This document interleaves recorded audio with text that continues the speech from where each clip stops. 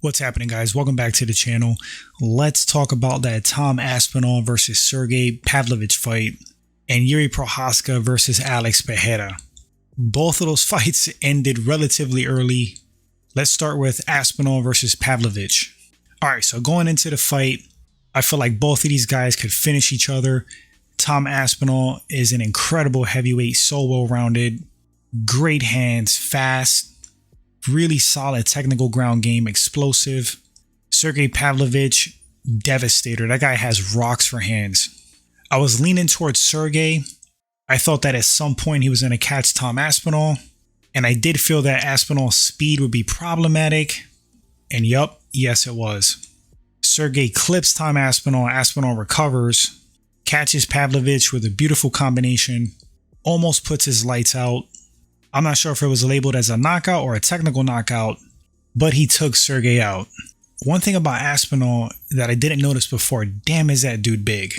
What we could have seen seeing him versus Francis Ngannou. Damn. Right now, Tom Aspinall is the interim heavyweight champion. John Jones is injured. He was, of course, supposed to fight Stipe. Stipe was in the crowd.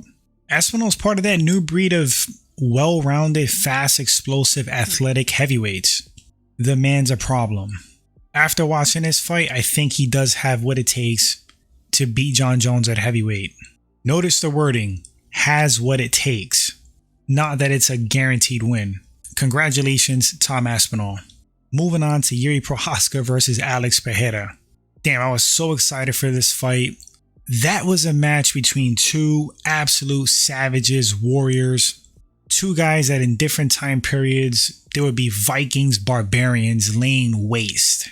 They're cut from that cloth. Zero fear, zero intimidation. Two guys that were just going to come right at each other, and that's exactly what they did. Alex Pereira is always one punch away from winning a fight. Yuri Prochazka has a crazy high knockout percentage rate.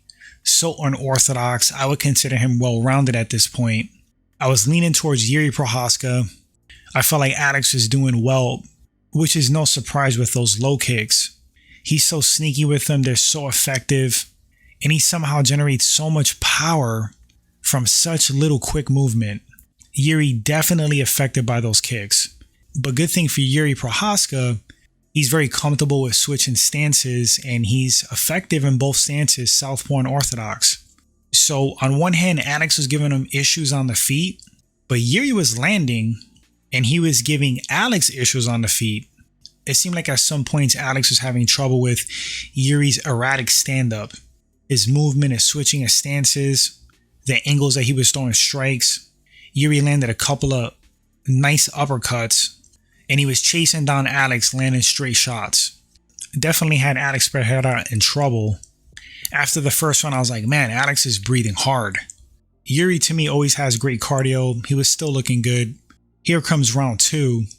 Now, in Alex's mind, he had to have it in his head that Yuri could take him down, potentially hold him there on his back, work ground and pound, look for a submission.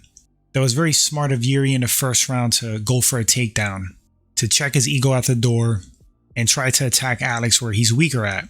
But the thing is with Yuri, as effective his unorthodox striking is, he leaves himself open. Alex Pereira is a super seasoned striker. He's going to take advantage of openings. In the same way Yuri Prochazka's diverse, crazy, erratic, unorthodox style would work for him, it also works against him. He gets clipped and cracked by Alex Pereira, rocked, tries to go for a takedown. Alex is throwing elbows. Yuri hurt, drops down, rolls to his back. Alex is just going to get on top and start working. Mark Goddard stops the fight, which I didn't agree with. I thought it was a tad early. I personally would like to see a definitive finish, and I thought Yuri would also like him taken out, knowing the way that guy fights, how much damage he could take and continue to fight. I thought it was early.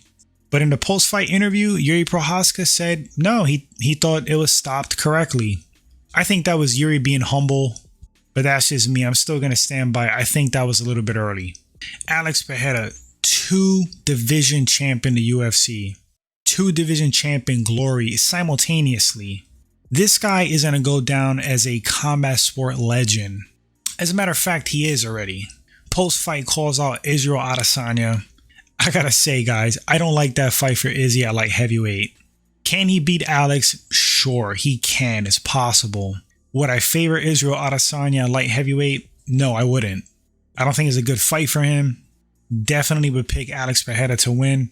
It's a shame that Jamal Hill got injured because Jamal Hill's a great fighter. I've underestimated that guy in the past. He's skilled. Would love for one day to see Jamal Hill versus Alex Pereira. That would be a banger. But that's it, guys. Quick recap. Let me know in the comment section what you thought about both fights. Specifically, I want to know if you thought the Yuri Prochazka versus Alex Pereira fight was stopped a little bit early or not. If it was just right to you, fair enough. If you thought it was a little bit early, drop those thoughts.